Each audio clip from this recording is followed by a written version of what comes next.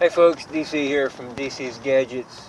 It is the 3rd of December 2020, and the topic today I want to talk about is kind of a strange topic: wintering bees in Florida. Which, winter in Florida, kind of an oxymoron there, but it really depends on where you're at in the state. Different places in the state actually get some cold weather.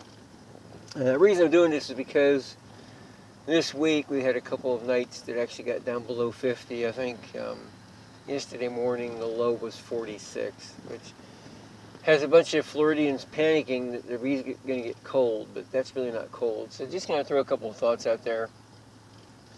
Been doing bees now 5 years here in Florida, so I'm certainly not an expert, but I can tell you the things I've seen. And what I've seen in the so-called winters is that there's always something coming in. We get the little clover growing on the ground, Mexican clover.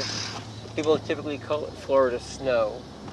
And the bees will actually work that, and they can bring in a small amount of nectar and quite a bit of pollen. So folks are seeing white pollen coming into their beehives pretty regularly lately, and it's probably the Florida snow you're seeing.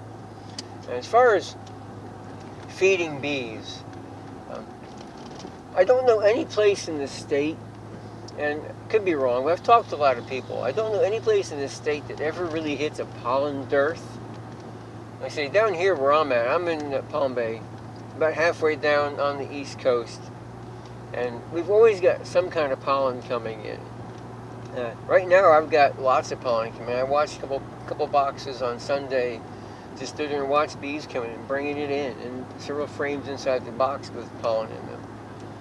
Perhaps when you're up north, get up north of Jacksonville, you might get a pollen dearth up there, but even the folks I spoke to up there said they really don't get a pollen dearth. So people ask me sometimes about adding pollen patties, and my thought on pollen patties is it's a small hive beetle attraction. I personally I have not used them. I do know some folks that have. I think they can be useful in the springtime, or early, actually Florida springtime, which means February, because we don't really have a winter. When your first buildup starts, and our first buildup starts here about the first week of February, last week of January. If you throw some pollen patties in at that time, it might stimulate brood rearing a little bit, but I wouldn't put much, because the folks I've talked to that have tried pollen patties have ended up with a whole lot of small hive beetles, and I don't need to add small hive beetles. I've got enough as it is. And feeding sugar water is a different deal. This year I've not had to feed at all, which has been awesome, because we've had at least a bit of a nectar flow. The spring flow wasn't much, but the bees were kept bringing it in, so I didn't feed. And we didn't get any significant hurricanes this year, so our fall flow was pretty good. Brazilian pepper was awesome this year. And so all my boxes right now have got lots of honey. I mean, I pulled like 90 frames of honey, but I left 5 or 6 frames of honey in all my boxes. And so everything's got honey to go through go through December. Yeah, as far as cold temperatures go, 40 degrees isn't cold. Even freezing is not cold. As long as your bees have got food in the box, mainly open nectar or even capped honey, as long as they've got food in the box for the Florida winter that we get, for the cold, that's it. That's all they need. As long as you're in your box every week to 10 days, and they've got some kind of a sugar source in there, they can keep warm. They'll find the nectar, they'll eat it, they'll shake their bodies, and they'll stay warm. So yeah, not much you need to do. And then the question of the solid versus screen bottom. Now, I've talked about this before, and I think Bob Binney up at Blue Ridge Honey Company has got really a great video on the screen bottom and solid bottom debate, and a lot of the things that he saw is things that I saw, and so I'm not using screens anymore. But hey, I mean, it's a personal style. But even if you're using a screen bottom, unless you get temperatures in the freezing for several days in a row, it really doesn't matter. You can leave the screens off. The bees will do just fine. They may use a little bit more of the food that's in there, but they'll do just fine. So don't panic.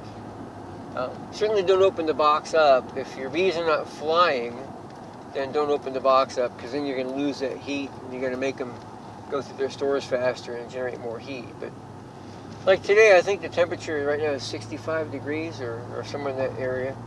Yesterday, I think the high yesterday was right at 60. So our Florida winter isn't much. It doesn't last long.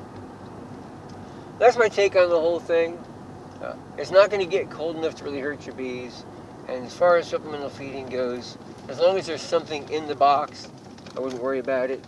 And if you need to, you can give them sugar water. And there's very, very little danger of your sugar water freezing in this part of the state. Like I say, if you're up north of Jacksonville, north of Daytona, you may get some nights up there that get down into the freezing temperatures. But down here in the center part of the state, I just love drone brood. I was in 8 or 9 boxes on Sunday, and every box I opened has drones in it, and most of them still had drone brood in them. So it's a different world keeping bees in Florida. If you're watching YouTube videos in places around the country, or reading any of the Facebook groups places around the country, everybody north of Florida is shut down for winter. They're wrapping their beehives up, and the bees are kind of dormant.